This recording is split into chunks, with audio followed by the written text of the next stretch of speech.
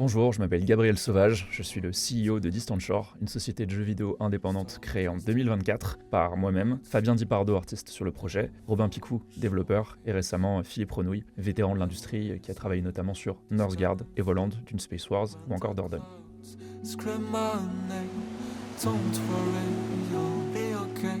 Aujourd'hui, les questions climatiques sont un enjeu majeur pour tous les êtres humains sur cette planète, et en tant que développeur de jeux, il est de notre devoir de sensibiliser à notre échelle les joueurs et les joueuses à ces problématiques. Dans Bretagne, on parle de géo-ingénierie, de manipulation climatique, et d'ailleurs le jeu est centré sur une entité climatique consciente qui épie le moindre de nos faits et gestes, et réagit à nos actions. Bretagne est un jeu d'action, d'exploration, sandbox, on vit à la première personne. On contrôle Aaron, un personnage agent d'une corporation parti à la recherche de son frère dans la zone ouest, un site d'expérimentation climatique dévasté. Le joueur est équipé d'une technologie magnétique appelée MACT, qui lui permet de manipuler tous les objets métalliques dans son environnement.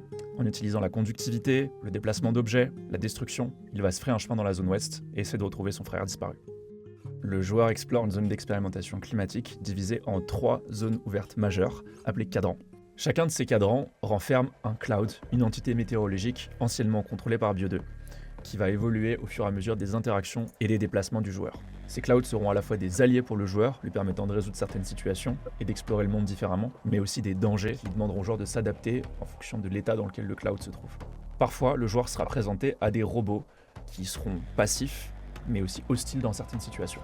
Ces robots constituent une grande partie des phases d'action du jeu.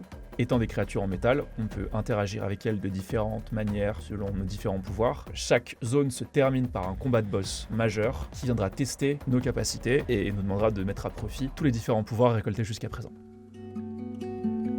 Notre objectif consiste désormais à trouver des voies d'optimisation, voire à tester une autre architecture orientée données et non plus orientée objets.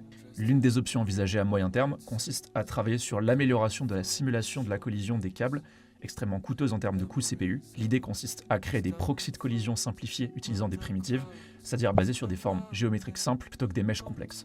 Une autre option concerne la sélection des textures employées afin de minimiser l'impact sur la mémoire vidéo et sur l'intégration de l'occlusion culling afin d'éviter de calculer intégralement le comportement d'objets masqués par d'autres objets.